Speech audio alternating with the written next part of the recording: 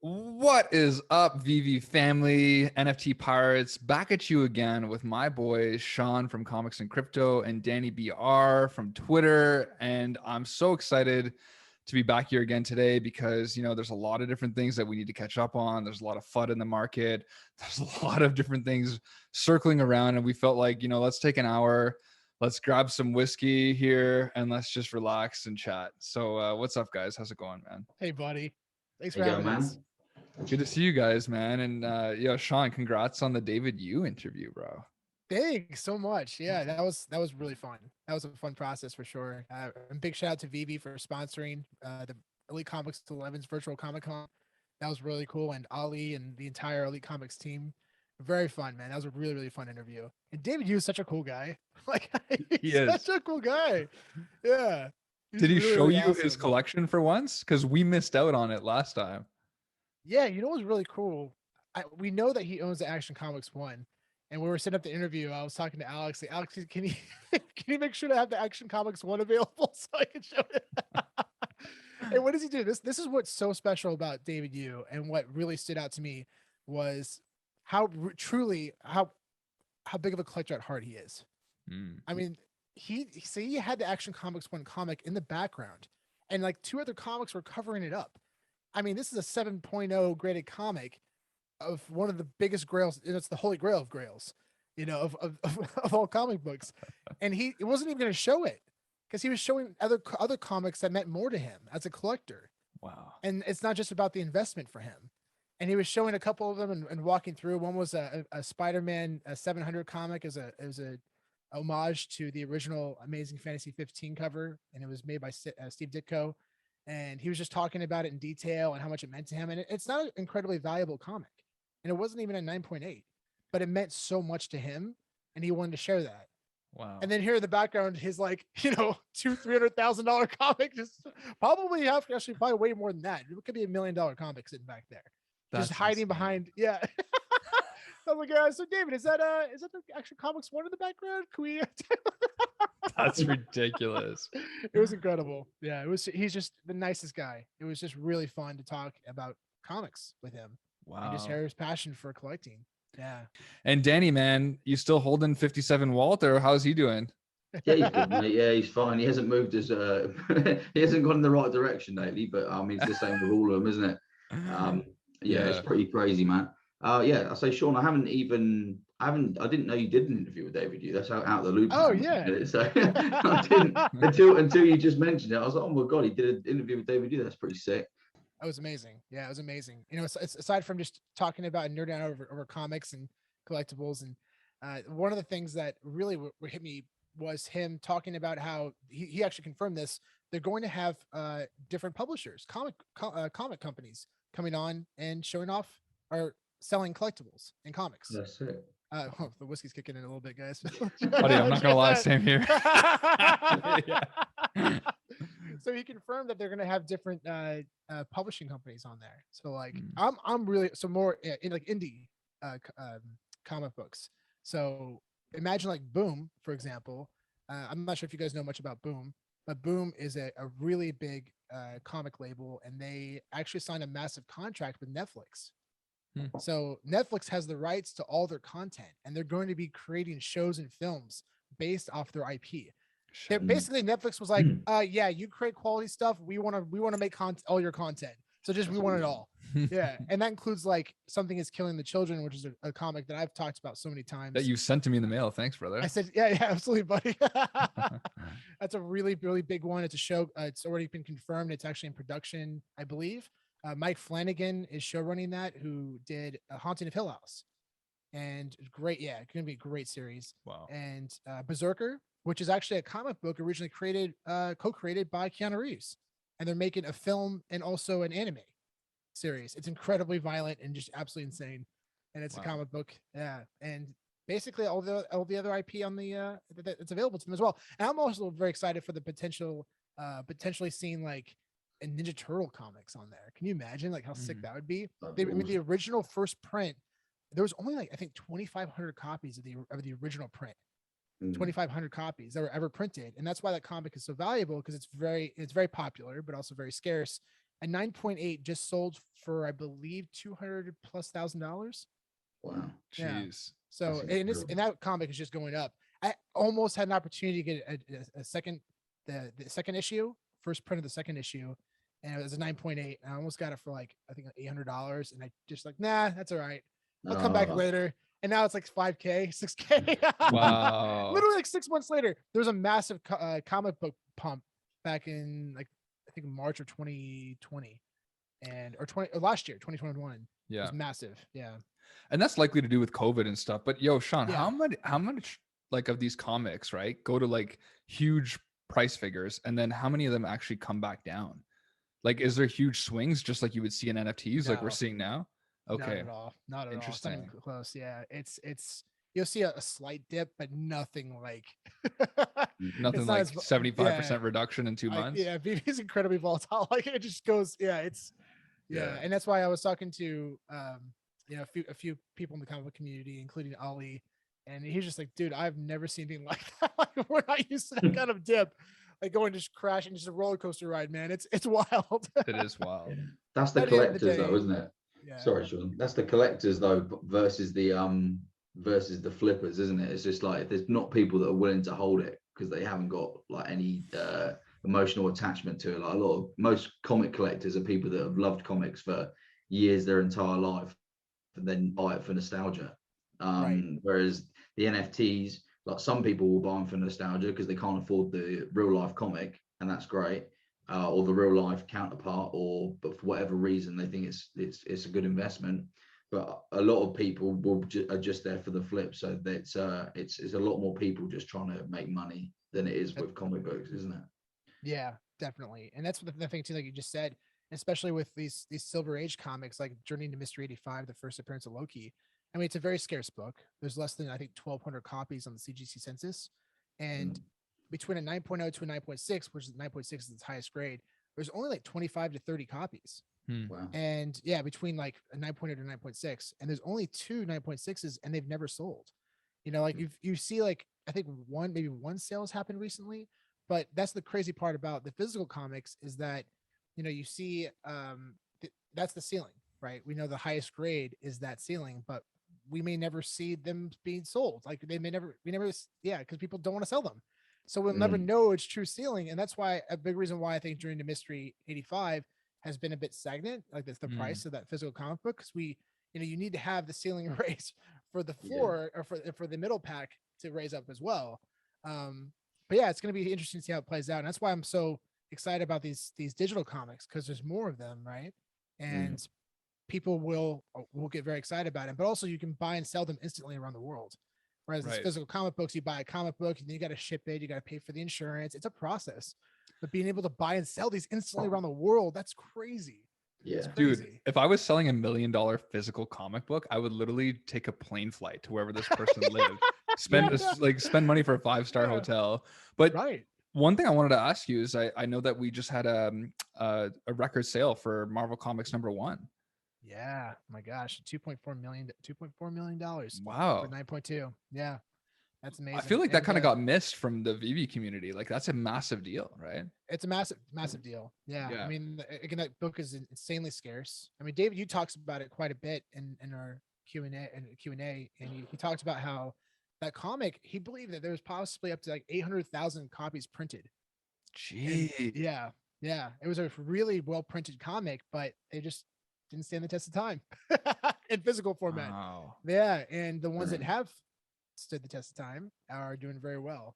Could you imagine if somebody took like just 50,000 of those 800,000? Like, right? Well, actually, that would probably, they wouldn't be worth the same because there'd be so many of them. But but yeah, a 2.5 sold for $300,000+. A 2.5 grade. That's stupid. You think how many people must have that just sat in their attic, just like doing nothing, like they don't even know what they've got, or how many people have got that? Just, I reckon, like you say, there's probably like a pre-sale box of like someone's warehouse somewhere where they never sold them. And there's probably like 5,000 just sat in a box, And you just if you found that you wouldn't release that you had all that many, you just release like one a year. Yeah, exactly. You know what's amazing, guys? Once every couple of years, you have a story about somebody, you know, finding these comic books in their attic. Jeez. These Grail comic books. I remember hearing a story about, and this is such a beautiful story. There was a farmer, I think somewhere in Iowa, and he his farm went up, right? Like he lost his farm, and he put it on the market, had to sell everything, and it was like a fourth generation farmer, and it was just like, can you imagine how heartbreaking that is? So he was clearing everything out, and he went up in the attic, and he found it was like a chest, or it was a desk, and I think a thing popped down, and like a dozen comic books popped out, and in those dozen comic books were like Action Comics 1, and like it was the biggest grails. And he called the local, it was a local auction house, and they basically said, okay, we're gonna come over and check this out. And they came over, and they're like, oh, OMFG, this is insane. They called New York, and people flew out to see these comic books, and he ended up making millions off these comic books. And he bought, and he was able to keep the farm because of it. Like, can you imagine how amazing a story that is? That's such a cool story, man. And apparently the humidity in the area preserved the comic books, because they're up in the attic with no sunlight for decades. So it preserved the comics really well, which is a really, really cool. Yeah. It's such a cool story. That's amazing. That's amazing. But to say that, those, like, Marvel Comics 1 is so scarce in physical format. Like, that's why I'm excited about these digital comics, because even then, you know, it's like Captain America #1. There's a comic being on auction right now in Heritage it's a 9.4 grade, which is the second highest grade in existence. And there's only one above that. It's a 9.8. It's actually a 9.8, which blows my mind. This is a 1941 comic. And it's the first appearance of Captain America, Bucky Barnes, and Red Skull. And it's the one of him punching Hitler in the jaw. Like, it's so great. But I think that comic's going to sell for over probably $2.5 million. Jeez. Wow. Yeah. I'd be shocked. Honestly, anything under 3 is a steal. That's crazy. Is the rare statue of Captain America that him, the actual thing of him punching him in the face? Yeah. Good point on that. And it's called The Punch, actually. Oh, right. Oh, well, that's what the statue's called, The Punch, isn't it? Took way too long for me to figure that out. Yeah. It took way too long for me to figure that out. Someone pointed out on Twitter, and I was like, oh my gosh, that's amazing. It was right in front of me the whole time. It's like, So without like Veve, right? What would these NFTs do? Like, would they stand the test of time? Would they, you know, how would this work with the licensors? Like, I'm curious to pick your brain about this. Yeah. So all these NFTs have been minted on the Ethereum blockchain.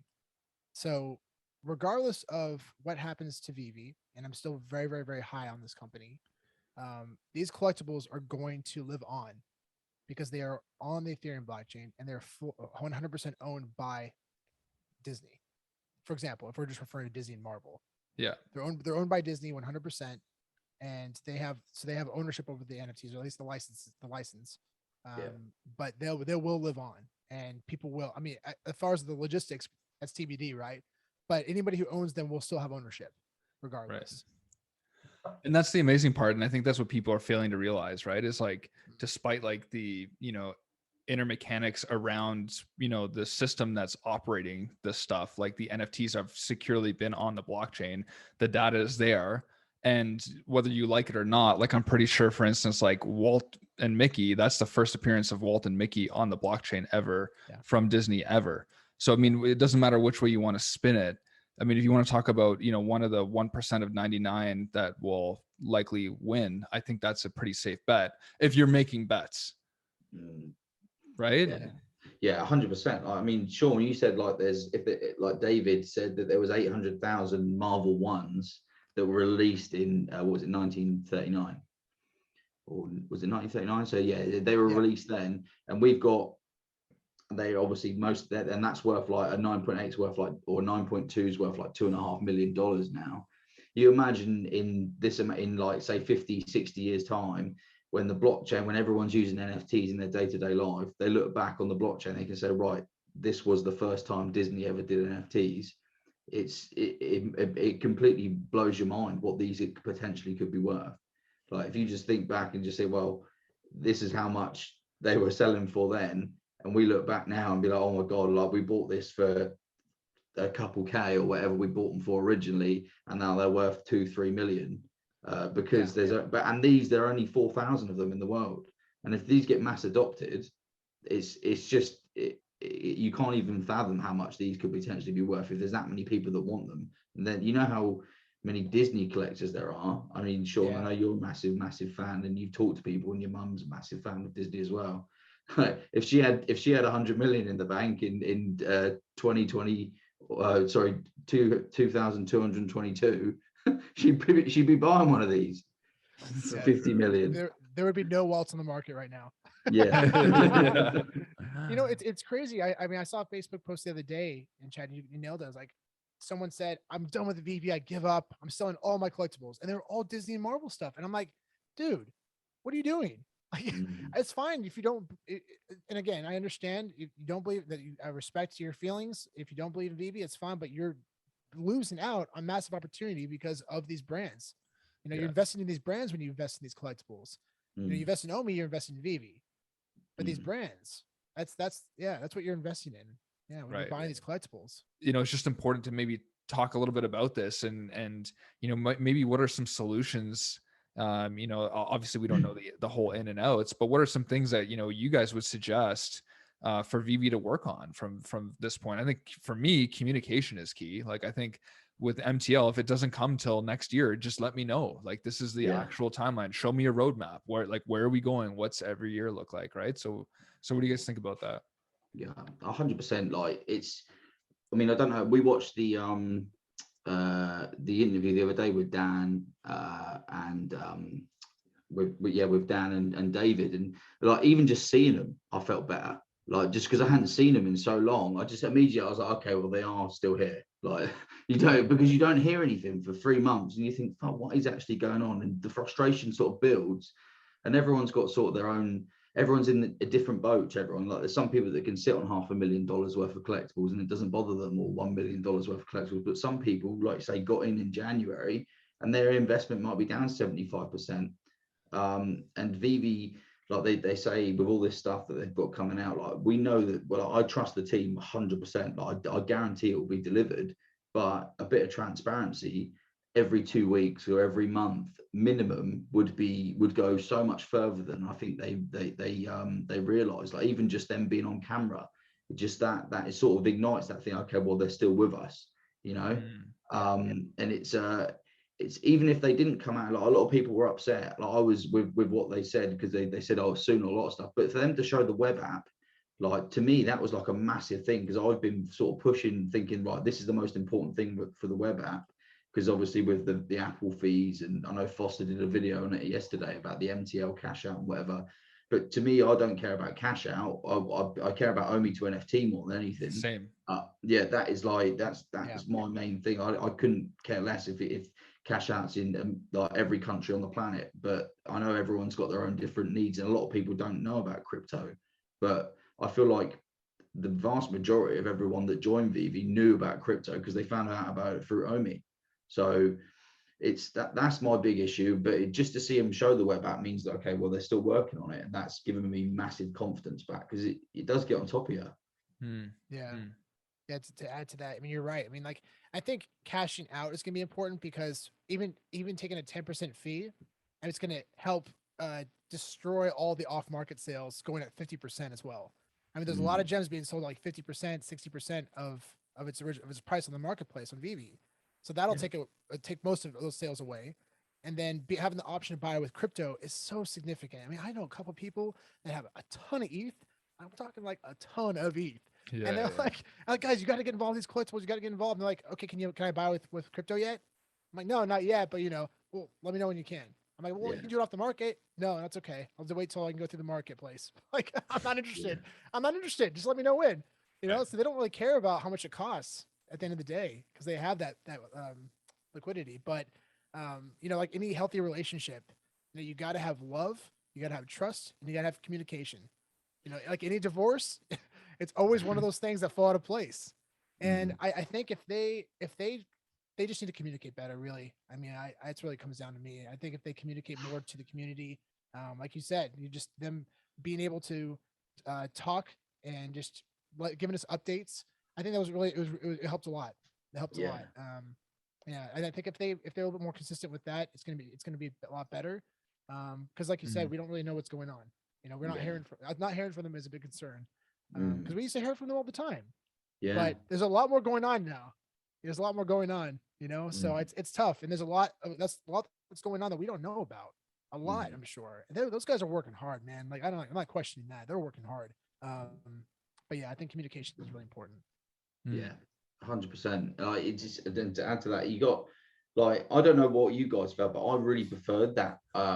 Instead of the AMA stuff. I mean, yeah, great, do it every once in a while, but it's I mean, these guys, they're trying to run a business, which is like their main paramount thing. But if they can do these scheduled like update videos, which, do you remember, me and my brother, when we first started in March, we used to literally sit down and like they say, oh, we're releasing an update video in 2 weeks. And I'll be like, I'll be excited to watch it. So I'll be like, oh, what they're rolling out this week, you know?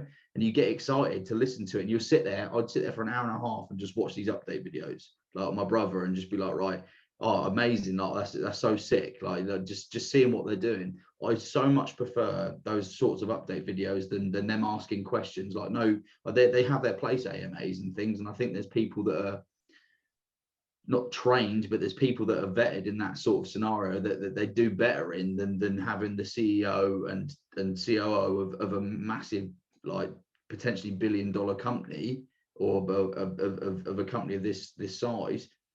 It's just I think it's a lot of pressure to put on them, and it's the same questions every time, like when Pokemon or when something else. It's like, okay, well, we've answered that question. They're better off doing what they're doing, releasing continuous updates, and then having people that are better suited doing AMAs, and then do one every now and again. What do you guys think? Do you prefer the AMAs, or do you prefer like the rehearsed sort of questions? I think both. Like, I think like, you know, I feel like what the structure was like with AMAs would be good to almost have like Reese and Alex there, and even a Yeah. few other community managers where you can just pick their brain. And I mean, again, you know, me saying pick their brain is such a privileged statement because there's probably thousands of people that want to pick their brain. So I mean, but let's just say they take 10 questions as an example, you know, even if it's like pre-recorded, do a bit of a thematic analysis, see which questions are most coming up. And then have the pre-recorded from, you know, David and Dan, so that way they can get that important info out. But I just think, like, for me, I agree. I think it's the communication. I think, you know, the old strategy from them was kind of, you know, over promise and under deliver in a sense, because they were saying a lot of things that were happening and then they didn't happen. And that's what I think frustrated people. And now, I don't know if you guys saw, but they released an update today or yesterday about, like, you know, giving you, kind of a understanding of what your collectibles were worth. It shows like your gem balance now in terms of your floor value of your NFTs. And they didn't say anything about that. They're not like, oh, we're going to do an update on this. So they just gave it to us. And that's the exact opposite. That's, you know, under promising and over delivering. And I think that's their new strategy going forward, is they've kind of learned some of this stuff and they're like, okay, let's switch it up a bit here, you know? You know, I also think the biggest problem is Veve got too successful too quickly. You know, because I remember hearing a story that when they interviewed Alfred Kahn, it was a great story when he talked about when they initially, I think they went over to his house, David and Dan, and they talked about Veve, and you know they explained like the vision and the project, and Alfred Kahn asked, you know, so what do you think this company is going to be in a year or 2 years? And then Dan replied, he said, well, in a year, we're anticipating about 70,000 users. And then by year two, about 150,000 users with, you know, doing a lot of marketing. And Alfred Kahn said, whoa, that's ambitious, guys. I mean, I love the ambition, but, you know, you got to keep your expectations realistic. You know, that's 2 years. Like, that's insane. So they probably had a certain roadmap, and it just, you know, everything just got blown up. And yeah, it's just trying to scale at that point. Right. But Victim of your own success, you know. It is wild when you think about it, like, but everyone in crypto, like I said, I think the majority of people come from crypto and they're used to things moving so fast that you can get caught up in everything. And you think, oh, I think the way that they're doing is like, if you under promise and over deliver, that's going to be the next big thing. And everyone, like, you speak to now, it's like, I feel like they're cooking something up. I feel like they're just going to drop a bomb, and then everything will be probably rolled out at once, and they'll just hit everyone. Like, that's the way it's sort of seeming now. Like, I feel like sentiment's changed a little bit, especially since that latest update video. Like, I feel so much more confident, but because you hadn't heard anything in 3 months. It's like you get run down, like just dealing with people, especially if you're talking to people and you're a backer of the company, like you since the beginning. If you've been in it since February, like we have, or March, and you're always like, this is like the next big thing, and you're selling it to your friends. You're like, the guys, this is it. And it's like, fuck it, eat shit constantly. Like we got like, just when it's like, when it's great. But then this is the problem with telling people about investments, because when it's good, like they don't thank you. And when it eats shit, you're like public enemy number one. So it puts pressure on you. Yeah. It's true. And I think like that's the important distinction that people have to make, is like, this is never financial advice. Like these were our subjective perceptions based on drawing, parallels to the physical realm, and being, unless like the universe is unhinged, these should follow similar principles. But what I think the biggest miss thing is that there's a lot of just crypto people, like we discussed at the beginning, and a lot of people that aren't collectors, and a lot of people that are just in it to ride waves and potentially artificially prop up a market. And just then everyone thinks that this thing's going to the moon because it's playing on their emotions. Because unlike a coin or a stock, you're not really emotionally attached to something like a friggin' R2D2, which you've grown up with your whole life. So there's like this whole other element that people are kind of capitalizing on. But yeah, like so I think that's an important thing, right? I think there are legitimate concerns from the community. I think like some of the bot stuff, and I think they're making strides to fix it. And I mean, if you look at Axie Infinity, $600 million lost. Like look at Recur right now. I mean, people are so upset. They're getting like 7 likes on Twitter. I mean, there's so many NFT projects out there that are pioneering this space. And I think, at the end of the day, like, I think it's a no-brainer for me that Veve's got the best NFTs, man. Like the biggest licenses, the most amazing, 3D models of these brilliant characters that we all know and love and cherish. And I mean, they drop shit like Winnie the Pooh as almost like a joke. Like, oh yeah, we're just releasing 5 more NFTs. Like, hope you get them. Like, and then next week we're doing this. It's like, what? Like Winnie the Pooh. Like just to give context to this, one NFT platform alone, if they were dropping Winnie the Pooh, that would be like their holy grail. That would be like, all right, we might drop Winnie the Pooh this week or in a year from now, and people would literally be in that app just for that. Veve drops it, like whatever. Like here it is. Enjoy, take it if you want. And so this is like, that's the 4th largest franchise in fucking history. I think it's like 83 billion, Mickey and Friends, and then it's Hello Kitty, and then it's Pokemon. So just to give people context, like, and they already have Mickey and Friends. They don't have Hello Kitty, but it's just like, and then who knows who has Pokemon? I mean, the cards or the reading on the wall would say, something near and close to our chest, but we're not going to get into that. But I just think like, yeah, shit, man, we're in a cycle. Like right now, it went down, it was up. I'm, everybody's calling me every name in the book right now, but hey, only 2 months ago, you're all calling me a hero and a legend. And now those same people are turning, their backs on me. And it's like, come on, guys. Like, at the same time, like these are market cycles. This is crypto. Look at every friggin' market cycle. Look at Bitcoin, went to 17,000, went back down to like $100. So it's not like, like at the end of the day, I believe, I'm convicted into these products. I'm like, how could you take away the first ever Marvel NFT, Disney NFT, like some of the most incredible shit that's ever happened, right? So anyways, I'm rambling on, but I'm just like, I'm pumped, man. I'm still fired up. No, yeah, this is all great, man. Yeah. If you like, I think I completely 100% agree with everything you're saying. It's like you say, it's cycles and stuff. And if people just scale back and think, okay, well, if you generally do believe in NFTs and you believe in crypto as like a whole, then surely the ones that are going to stand the test of the time are the ones that are backed by IP. You imagine how many billions of NFTs there are going to be. And they're all, regardless, if it takes off, the technology, and you believe in the technology, then that the first ever ones of anything will always be worth money and will always be desirable. And this is like, it's not a short-term investment. It can be for some people, it depends how early you get in. But if you look at the long term, then historically you can look back at, there's so much. The great thing about this is you look at like Pokemon cards. Like it's like knowing about Pokemon cards in 1999, like you did, Chad. It's like knowing about it, but now, and it's like, it's just, you can just see the same patterns happening again, and you're taking a shot. And like, I mean, we're probably okay because we got in relatively early. I mean, we've all done okay. I do feel for the people that bought in January. I've got a lot of friends and family that bought in January and at the peak, because it's when everything's going up, you FOMO, and people do FOMO, and you try and say, okay, well, I'm guilty of it. I got stung for tens of thousands of dollars because I bought things that I thought were going to be worth, due to the relative to the market, were going to be worth a lot more than they actually reached, like the lenticular cards, the second round of golden moments. I paid like literally the peak. I don't even think I was way above the peak. I was just on another level, because I started getting, I try and go for low mint. So I was paying like, I think I paid like 5k for a 12, for like a, I think like 120 Donald Duck. Like, I'm not even gonna lie to you, I got stung seriously hard. But if it swings and roundabouts, isn't it, with crypto and stuff? It's you just got to take these things as they come, but you learn from them. So it is tough, but you just got to stick in there and just realize what you've got, and don't panic sell, and don't try not to get too frustrated, which is why these AMAs and why these updates really help with people, especially with their investments. And we've got to sort of try and keep people involved and try and help them not to panic, which I think is really important.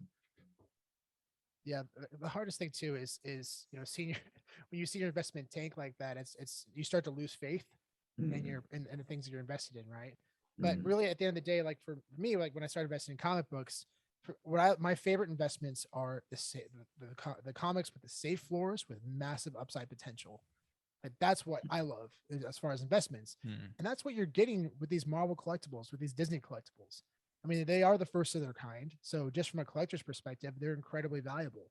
There are millions of people who are obsessed with these things, and they don't know these exist right now. Yeah. And that's a fact. I mean, it's a fact. And the potential utility, that's the speculation, right? Yeah. And even aside from just the collector's value of the collectibles themselves, there's the speculation side, the massive upside potential is the utility that could come along with these collectibles. And that's what I'm excited about. So, but again, even aside from that, these are always going to be very valuable collectibles because they're the first of their kind. So basically they're like physical comic books, but without, physical comic books, they don't have any utility. These do. And that's what's exciting about it, the potential here. So yeah, that's why just you guys got to always do your own research. You figure out the biggest brands, and it's a safe floor, and they have the resources to make them as valuable as possible, because they have the resources to back it up. They have the parks, they have all the collectible, like physical collectibles. They have all these things that they can offer people to add value to these NFTs. Right. And it's in their best interest to make these as valuable as possible, because they're getting 6% off every sale. It only makes sense, right? It's just logical, guys. It just makes sense. In my opinion, at least. Buddy, like all those are unbelievable points. And I think that's what, like, despite what's happening right now in the market and people's perception, like, I think that's what people need to like look at. And that's the same kind of conviction that I had when shit was like literally like worthless on BB. When things were $200 for a Todd, I was like, no, like this stuff's important. Like, I think it's like, and this is like, that's what I'm saying. Like, it's the same thing we all had. All three of us were thinking that, right? And think about just any one number of catalysts, like hundreds of different catalysts that can literally send us over the moon. Like, imagine Disney was just like, yeah, okay, guess what? We're doing marketing now for NFTs. Once like the meta, like just literally was like, yeah, we want to do some marketing. Just, hey, little marketing, we'll just do some news stories across the world. Like, what I'm trying to say? Imagine the amount of millions of people that would just like, and somebody said this to me that was so funny. They're like, yeah, the reason Disney doesn't market is because they don't want their server to be overloaded on Veve. And then somebody else was like, spreading the opposite story, while saying, oh, well, it's because Disney wants to create their own NFTs and leave. And it's like, well, it doesn't matter which way you milk it. They're on the fucking blockchain, on the biggest blockchain too. So you can't try it. You can't hide it. You can try to, but they're there. You know what I mean? Yeah. And for me to say Disney's making their own NFTs, these are Disney's NFTs. So I don't know what that comment. Exactly. That comment doesn't make any sense. Right. But yeah, I mean, yeah, but 100%. I mean, these are going to live on forever as the first ever by the biggest brands in the world, and people just need to really just cement that in their brains, because that's a fact. Yeah. I've been doing a lot of hand emotions tonight. I apologize. I'm pretty sure everybody speaks English here. Like, it's just yeah. It's only gonna get worse from here. Yeah, exactly. I don't even know what that one was. Now, the other thing I wanted to throw on you guys is like, a lot of people are saying that the mint serial number doesn't match up with the actual mint number on the immutable. So for instance, you have 75 Todd, it's really, 480 Todd. And I know we talked about how that could actually, affect value, but I mean, I don't know what that's going to do. Yeah, because if I've got the 74 Todd, because we were always told that obviously Todd was the first on the blockchain. Yeah. So which is why we originally added that much value to it, and it might still be the first ever Batman. Like the first one might be the first Batman, but there might be ones from the same set. There might have been, especially when they were reminted onto immutable, like how they give out a comic. When you get a comic drop, they randomize it. So I think I've got 74 Todd. So my Todd, I think on the immutable blockchain was 4,400, which is like, okay, well, that sort of goes against everything. Would that affect the price later on? Potentially not now, but maybe later on, sort of 5 years, 2 years down the line, it might do. You don't know, when people forget about, okay, well, this is the actual serial number, but what happened, in which order was it minted? You just don't know which way it's going to go. So it's sort of concerning, because I paid a lot of money for my Todd. So for me, it's concerning, but I still think it's an OG collectible. I still think it's the first ever Batman NFT, regardless. That is like a given. And if I've got the 74th one that was ever bought, then cool. Like that's still cool. It still holds some value. But yeah, it would be nice to have some clarity on that, especially when we get the sales data and the do you know what I mean? When it's transparent about that, which I know they're going to be doing, I think in the web app, like you're going to be able to see all that stuff. So that's another reason to be, looking forward to that. If we're going to see a massive shift in value for this, we're going to need, again, a very strong movement behind it, a very strong movement. And I don't know if it's going to be strong enough to do that. Time will tell. But either way, I think it also, I've talked to Spencer about this quite a bit, and Spencer looks at it this way. It's just going to add an extra layer of value compared to taking anything away. Right. So if you have a low mint of like Veve mint number, and then you see in the blockchain, it's also a low mint, and it increases the value. It's just like comic books, right? You have comic books, you have the graded comic book, but then you have, like, is it a white pages? Is it an off-white to white pages? Is it a white, is it off-white pages? So that just adds an extra layer of value. But that doesn't necessarily take anything away. And you also have people who that interests some people, and some people don't give a shit. I don't care. I'll take a off-white pages. I don't care. I personally care. I'm one of those people that care. I want my white pages. I want the cleanest. The cleanest. So white pages is the nicest cover you can get. Even though you can't read it. Yeah. But that's a good. I think that's a good analogy. It's a really good analogy. I think that's how it's going to push it. If you've got the like you say, the way you differentiate it is just like with comic books again, like that, because that's pretty much the only thing we've got to tie back to it. The only thing we can link it to. I mean, obviously there's other collectibles and stuff, but that's in the app. We can link it to the comics. If you've got the first print, the first printing is so astronomically different to a second print or a third print, because I made that mistake. I bought a second print. The first comic I ever bought was the 423 Batman, which is the cover of Todd McFarlane, which you've just shown then. And I bought the second cover print, and I was like, why is it so cheap? And I was like, oh my God, I've had an absolute bargain. And then I said to Sean, I was like, he's like, yeah, you got the second print, bud. I was like, oh, fuck.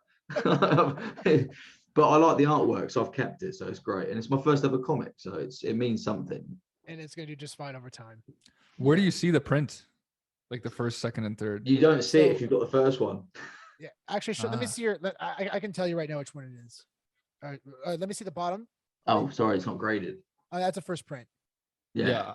How the fuck do you know that? I don't have a clue. Yeah, the guy, there's this like cheap comic store. There's a bit of a rundown city or town rather where I'm at. So like the deals are exceptional. I just go like 15 minutes east, and then I like, look for some good deals. So like there's some pretty sweet things that this guy sells all the time. So he sells like raw comics, like really good ones for like under $1,000. Like I saw Daredevil #1 for like, I think it was like $1,800 raw. Like it wasn't in great condition, but I was like, wow, like still, but boys, like, I also wanted to talk to you about like just the current market. Like I see some people stacking like friggin' uncommons of a comic I've never heard of, and I'm just thinking to myself, like, man, there's gonna be like potentially thousands of more comics coming at that Veve's rate. What are your guys' thoughts on that? we're seeing one comic or maybe two comics a week, and now we're consistently seeing three.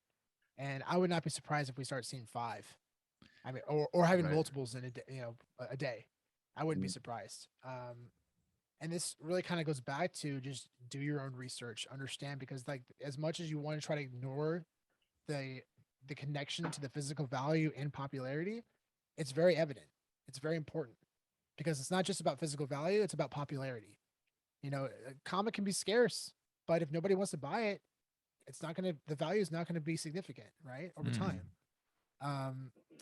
But I will say this is on Veve right now. This is the first time we actually have an opportunity to invest in almost every single comic book from Marvel at a very, very low price. And that's the thing that people just need to understand and need a budget. I know everything's exciting. You want to get involved in every comic book, but like take a step back and understand like what you're investing in, because unless you have unlimited funds, you got to really budget this thing out. Right. You got to understand like which comics should I be waiting for, anticipate coming, so I can, stack up my gems instead of stacking up my comics. Right. That's kind of important, because when something big does drop, you got to be ready for it, man, because that's the one you want to stack. And the way that the market is right now, people are used to 7 gem common floors and 200-300 gem secret rares. So like if a big grail or big key drops, like a Werewolf by Night 32, which is one that the first appearance of Moon Knight, I anticipate that dropping very soon, or it should be dropping very, very soon. That's a really big key. I mean, the highest grade is the 9.8, sold for about $70,000 recently. Wow.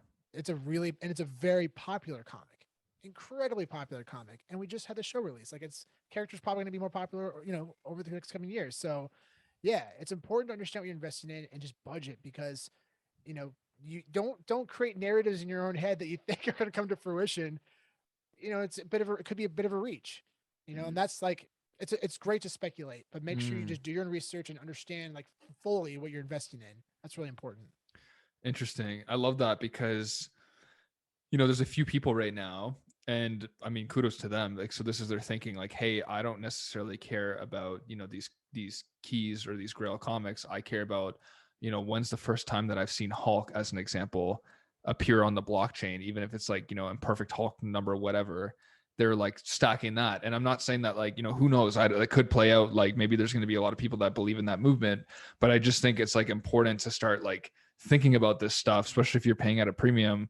And the other thing too, man, like I just want to talk about this quickly is, there's a lot of data that's come out that's kind of showed how many people actually have over, I think 100 NFTs, and I forget exactly what it is, but it's like supposedly, and again, this may be inaccurate. I don't know. I saw it on Twitter, like 8 to 10,000 people with over, 100 NFTs. And if you think about then divided by the amount of, users that we potentially have, that easily puts you in the top 1% of the category when it comes to the master collector program. So I think, if you're seeing also cheap comics for like $4, just like you would in a comic book store, I mean, that's where my head's going now too. Is I'm just kind of every now and then just grabbing some uncommon comic for $6, just like I would in a comic book store, and just saying like, this is for the MCP, and it might not play out, like who knows, but I'm just like, I'm already thinking about that too, without selling off like my grails, Yeah, exactly. Yeah, that's super interesting. It's like, yeah, because we sort of, I feel like me and you, Chad, especially sort of changed. We flipped our strategy from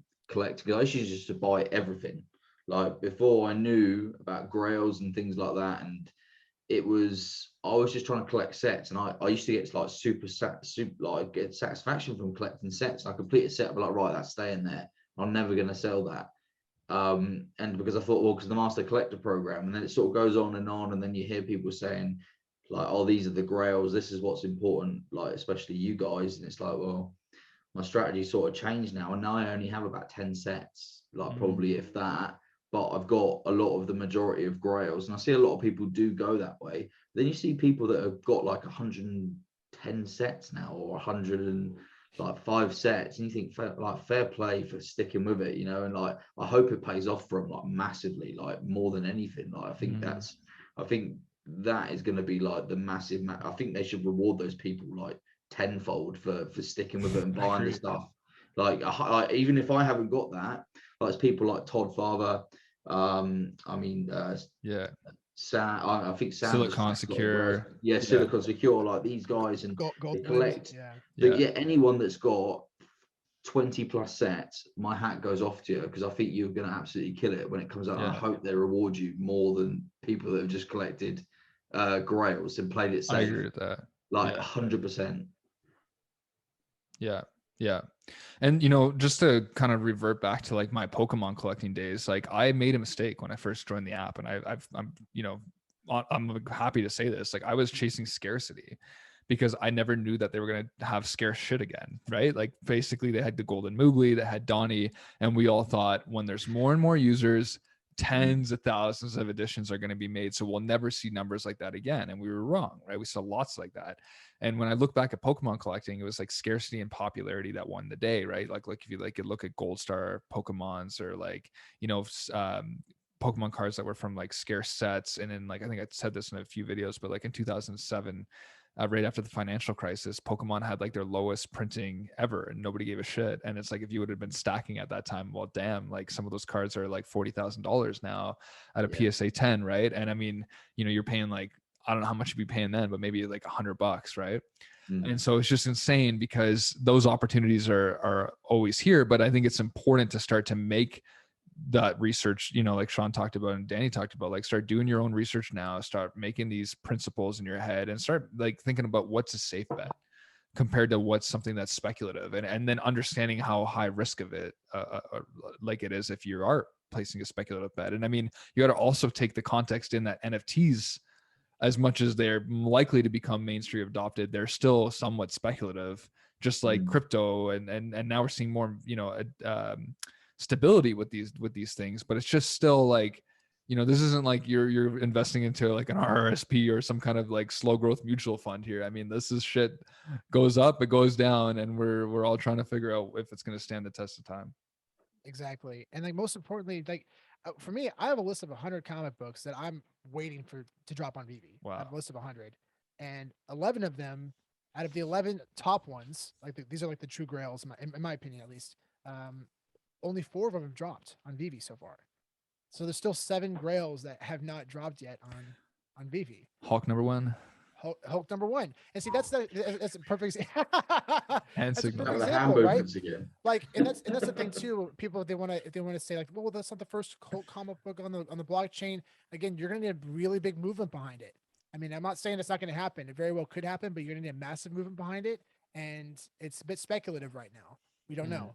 But what we do know is that Hulk 1 is the first appearance of the Hulk, and it's massively significant, massively popular, and incredibly valuable in the physical world. And it's going to translate in the digital. And, you know, X-Men 1's another one. I'm really excited about X-Men 1. But Captain America number 1, which I'm really, man, that's to me, that's like, because there's less than 200 copies on the CGC census. Less than 200. And the 9.4 that's selling right now in Heritage Auction, I think it's going to sell for over 2.5 million. And it's going to be like, it's going to turn a lot of heads. Shit. So if that comic ever drops on Veve, man, that's like, that's truly one of my all-in comics. Yeah, I'm so pumped for that one. When you think about that, it's like, if to me, that like saying, well, Hulk number 1, if it was the first appearance in real life, like you can almost tie that back to another Veve collectible. Like to me, is like the most stupidly undervalued collectible at the minute on the whole app, which is like Steamboat Willie Ultra Rare. Like at 2.2k, that's a fucking joke. Like it's so, like I've only got one of them, but to me that is the first ever appearance of Mickey Mouse in real life. It's in black and white, it's animated, and it's the original soundtrack from the original Steamboat Willie cartoon. And apparently the first 3D model too.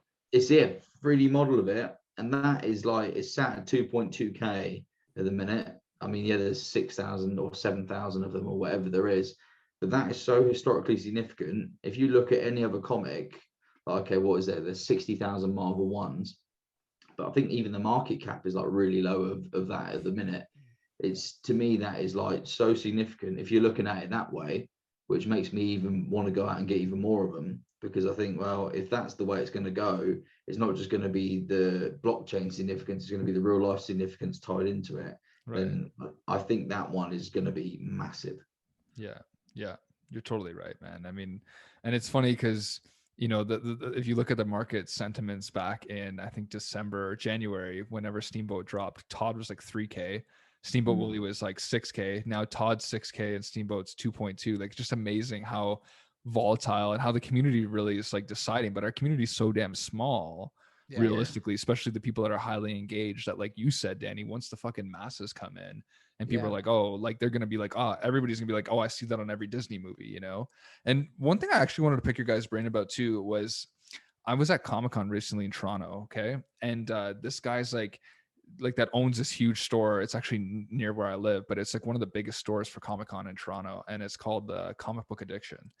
And this guy was like, you know, whatever you do, he's like, when you're buying a comic book, he's like, try to get like the highest grade of that comic book because it should have the best appreciation.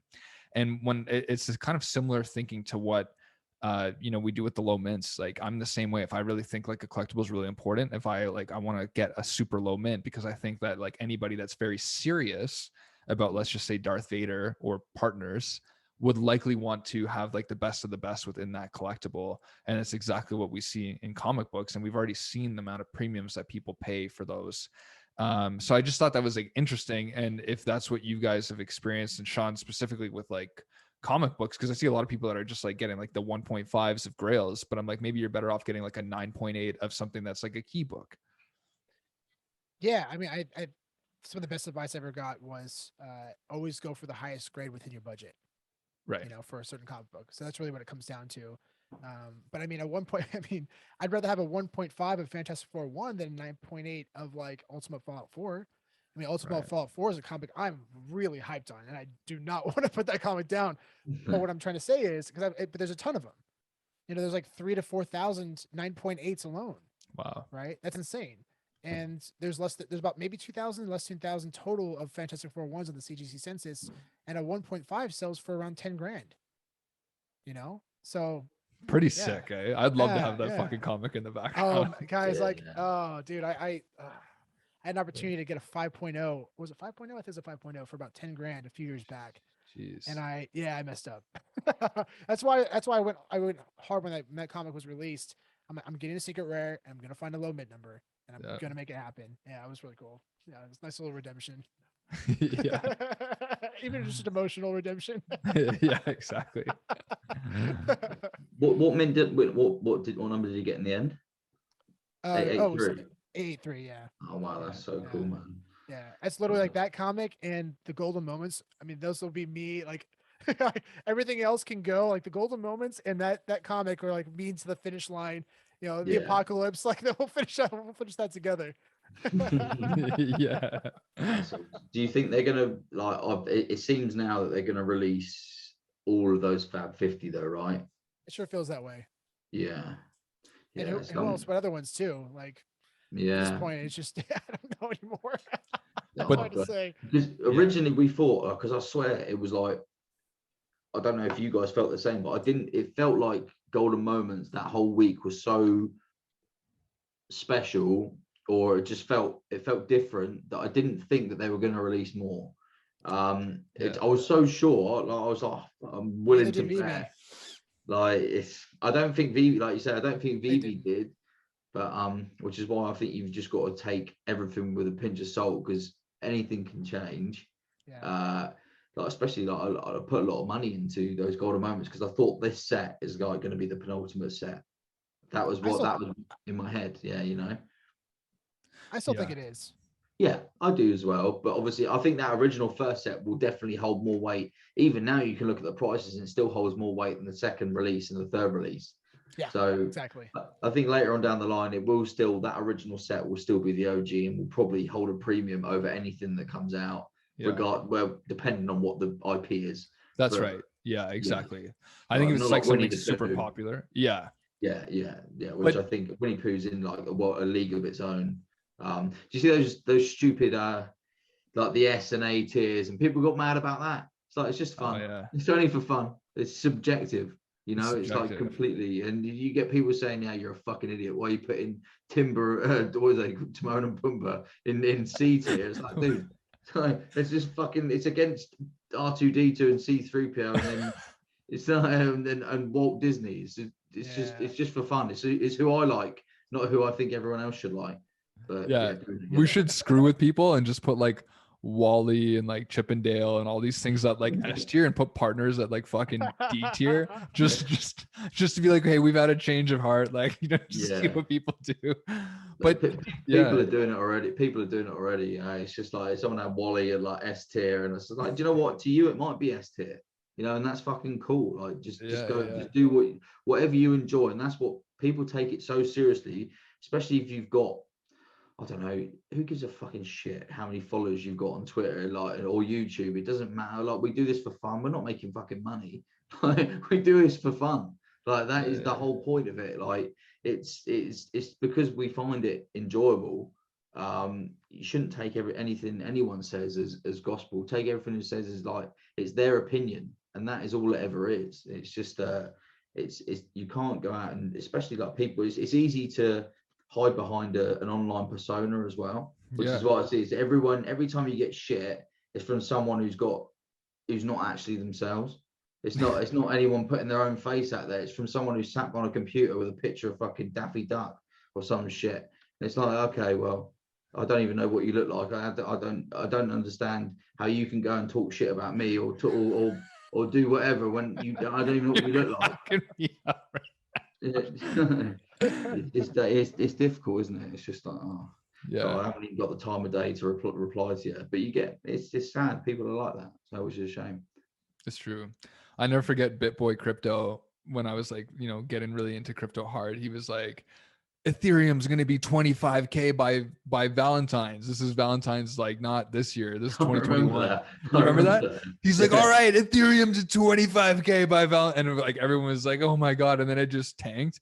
And like still, it hasn't really done much since, right? So it's like, like that's the thing. We're not making predictions. Like I was, I was pretty amazed when I saw the Spider-Man go to 100K, and when I saw Marvel 1 SR, I think it was like at one point 109K or 113K floor, right? Now, but the other thing, guys, that I want to talk to you about is this. So right now we talk about engagement as a way to grow the app, right? Like engagement is critical for any kind of company to grow their platform. And right now, when bots are getting a lot of the activity, when there's not a lot of new users joining, and when, let's just say, there are a lot of new users, but like, hey, your chances of getting a drop are like, let's just say 1 in 20, then, they might not have the engagement that they're looking for to grow to 8 to 10 million people, right? If you're showing up for drops, you never get them. So that's why I think like a queue system, utility, MCP program, all these things will help with that engagement. But like, it's still a process. And that's what people have to understand. Like, this app started a year and a half ago. It's still like growing. I mean, we're the first in the business to really do proper licensed NFTs. I mean, you got Recur and all these other guys coming out, Heroes now. That's, I wanted to talk about that too. But I just think like it's patience here, guys. Yeah, I mean, localization is also really big. We only have English on the app right now. I think recently, are we on China now? Is that? I saw a post by. I saw Randy. that. Yeah. Okay, that's like I don't really know really important. I don't know if it's the language. I don't know if the language is in Chinese yet or Mandarin. That's gonna be massive. I think the app's available. Yeah, that's that's a good start. That's a great start. I mean, it shows the government supporting it if that's the case. Yeah. So, and but they're releasing tweets. Yeah. Oh, yeah. Oh, are they really? Yeah, well, they're releasing tweets in different languages for the Discord, so they're obviously trying to push localization. I've seen it in Dutch, German. I haven't seen one in Mandarin or Chinese or anything like that. But yeah, I've seen they're pushing different languages in different Discords, so that's a good step. Can you imagine if, like in China, for example, you're able to have different languages on the comic books too? Like wow, that would be incredible, and it's still the same fun. NFT, but it's just you just change the language to accommodate the different regions. Or but subtitles also, up or something, or you could have like a translator. Literally on the comic, it just has different. Yeah, that's amazing. But yeah, utility is gonna be massive. I mean, like right now, we only can enjoy our collectibles through our cell phones, right? People can't really see them; they can't enjoy them. I think we're gonna need technology to step up. We know we have Apple, AR and VR glasses coming out in the future, in the near future, apparently. That's gonna be massive when people can actually see them and play with them, right? I have a buddy who's very much against NFTs in general. He still doesn't understand them. But for his for his wedding gift, I got him he loves cars and he loves James Bond. And I knew if I found something that he would enjoy, I would suck him in, right? So I got him an Aston Martin Ultra Rare NFT, right? And he's sending me photos of the car in his driveway. He's like, he's all about it now. He's pumped. He's excited about it because now he gets it. He's playing with it. He understands it. So yeah, and I think over time it's gonna it's gonna become more significant when people have more opportunities to use these collectibles. It's gonna be fun. Sweet. Well, gents, thanks so much for being here, man. You know, it's crazy when I talk with you guys, like time just flies. Like I think we were talking already for over an hour, and I was like, people are mad at me. They're like, you got to keep your videos shorter, bro. They're like, I don't have like 4 days to like tune in. So, but I think what people love about this kind of chat, it's informal. You know, we're talking about real issues. We're giving you guys our real takes on this. So it's, you know, I think it's important dialogue that we need more of. Really, like this kind of reminds me of like a Twitter Spaces, right? People just get real, they get down and dirty, they start, you know, talking about things that are important. So, so any other thoughts before we take off? I was going to say about the, obviously there's a lot of people that have sort of got with Omi to NFT. Like I don't know if you guys watched Foster's video. I did see that. Yeah, because he's obviously saying about, like, I don't know if you guys are talking about the whole MTL thing with anyone, but it seems like Omi to NFT would solve every single problem. That in my head it would just solve everything, that every issue that everyone has, because it's like, okay, well, there's no cash out. Like what do you think the reason is behind them delaying Omi to NFT? Do you think it would just complicate things beyond their understanding at this point? Well, yeah, go for it, Sean. I was going to say the step forward that they're doing right now in the desktop version, isn't Omi now going to be reflective on the desktop version? So they've already started in ways to figure out to connect those together. So there's already progress there, right? Yeah, it's just I mean, that would be great. I think the web app should be like, I think he said like the web apps, like they're losing like they've lost 90 million or around 100 million in revenue just from app store fees since they've released that. So to me, obviously that's their top priority. It must be, which is why it's massively in development. So I'm 100% confident. I think they'll just drop it on us one day, like on a Tuesday morning or some shit, and it'd just be like, there you go, there's the web app, and they'll be like, oh yeah, you can cash out Omi to NFT now, or you can just do all this stuff. And I think that's the way they're going to go. Like you said earlier, I think they're going to under promise and over deliver, which I think is the way to go. Yeah. And that catalyst for all the people that are still like trusting and part of the company is going to be massive. I think that would be like, and we're talking about numbers that like crazy numbers. I think that's the only way to get those crazy numbers is like, you know, people being able to convert their crypto and be like, I want this, you know, and that's why we had the blockade, right? It's like, you only get so many gems in per day. People were out there buying dirty gems. Like there were so many restrictions and, you know, black market deals happening just so people can get in. And if you think about like how many roadblocks there were for people to get in and how much these NFTs still climb through, imagine no roadblocks, no restrictions, whatever you want to put in, you put in, right? That's going to, like you said, send it to another level. Yeah, 100%. And it's like, I don't know if you guys knew, do you guys know anyone that got banned for those gems as well? Because I know people now, like I didn't know originally, but people have messaged me saying, oh mate, sorry you got banned. I was like, I'm not fucking banned. I haven't been banned. Like, but people said, oh, I heard you got banned. I was like, I've not been banned. I spread in rumors, Danny. Someone's been spreading rumors saying, mate, did you get your account back? I was like, I was never banned. I just haven't tweeted in a week. Danny sent me the 57 wall. Yeah. I also helped spread those rumors. Yeah. You don't tweet for a week and people think you're fucking banned. It's like, did you get your account back? No, I haven't. Wasn't gone. But people like legit. What's your guys' stance on the people that did get banned? Because I know a lot of legit players in like a lot of legit collectors, they come out and said that they shouldn't they aren't going to punish people for buying gems off app. Well, obviously this was a massive deal because they had an $8 million exploit. I mean, a lot of people knew that something was up. We just weren't sure what. So it's what do you guys take on it? Like, I don't think they should be. I don't think they should be punishing people for doing something that they were told wasn't against the rules. What do you think? It's a difficult one, right? Because like put it this way, I think Veve took like kind of put a blind eye to it, but I don't think they ever said like do it. but I think they kind of had a blind eye to it. And were like, listen, we were kind of aware of what's going on, and they didn't like formally address it because I think they understand that it is a part of the ecosystem. But put it this way, for somebody that's like, oh, you were buying gems at 0.45 and because you bought it at 0.2, well, you're now a bad guy. I'm like, well, it's completely subjective. Like I would have thought 0.45 was an absolute steal. And so 0.2, I wouldn't be like, oh, well, now that you bought 0.2, like you should have noticed that. I mean, at 0.45, I would have said, holy shit, like where are you getting this deal? But I don't know, like I feel like the issue is that from, again, like, I don't want to shed too much light here, but I think that there is a lot of people that do this, and I think they are a part of the ecosystem, whether we like it or not.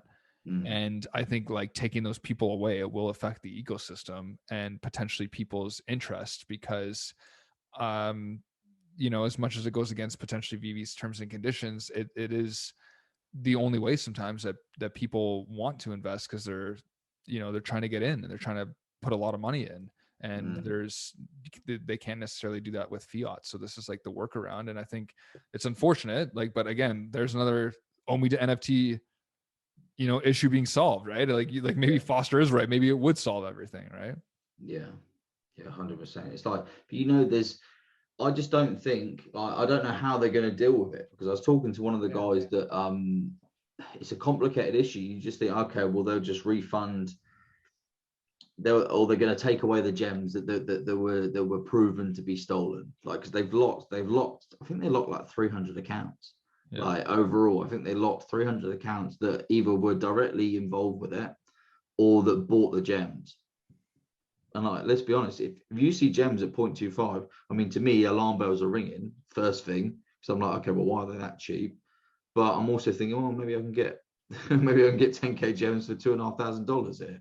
So it's difficult, and you can see why people bought them, because if people are willing to sell them, and like, I have seen messages from people on the team saying, oh, we're not going to prosecute you, whether or not that's, do you know what I mean, where they're such an early company, they might not all be on the same page. You don't know, or it could be fake. You don't the information going around is not all the same. So I feel bad for people that have bought them, that I know are genuine collectors, or people that are new that didn't know. So I think they just need to clear it up, but I do think they need to be careful about how they deal with it, especially as like I've seen people with deducted gems as well. Have you seen that? Like people that have been unbanned, like say if they bought 1,000 gems and they only had 200 to begin with, they've been left with like minus 800 gems. And the only way they can transfer anything, I don't know if this is true, this is what they've said to me or I've heard, that the only way they can actually transfer NFTs or sell them is until when they bring their balance back to zero. Which really negative. So it's negative. So they couldn't transfer it to another account. So whether or not that's true or not, I don't know. It could be absolute horse shit. I don't know, but it's just what I've heard. So imagine if someone's bought 100K's worth of gems and they're just sat there with $20,000 and they can't do anything with their collectibles now because they're minus 80K gems or something like that. Right. So, but you don't know. I mean, it'd be interesting to see how they deal with it. I agree. It's a complicated situation, right? It's very complicated. Yeah. Sean, any final thoughts, my man? Words of wisdom. I mean, really, at the end of the day, everyone, like, just stay convicted to your investments. I mean, you're investing these for a specific reason, right? I mean, these are incredible collectibles from the biggest brands in the world, and they're always going to be officially owned. The license is going to be owned by these big brands, and it's always going to be alive on the Ethereum blockchain. So yeah, just remember, always do your own research. And for these comic books, especially like the collectibles, we don't really know what's coming. But these comic books, we can have an idea because we can just go on websites like GoCollect and see what's the top 20, Silver Age comic books right now, and we can get a good idea of what's popular and valuable. So do your own research, guys, and it's going to pay off. Right. Good advice. Great, guys. Thanks so much, man. Like I said, it's really cool. I feel like this is a hangout more than it is a formal conversation. Next time I was kind of sad because I finished my whiskey pretty early, like within the first 20 minutes. So I'm gonna have to get a second glass next time. But just bring the bottle up. You're making a rookie mistake. Yeah, You're right. But guys, thanks again, man. Obviously, follow these guys both on Twitter, and then make sure to also check out Comics and Crypto's premiere with David Yu. So thanks so much, everybody, and we'll see you in the next one. Take care. Thanks a bunch. Guys, cheers.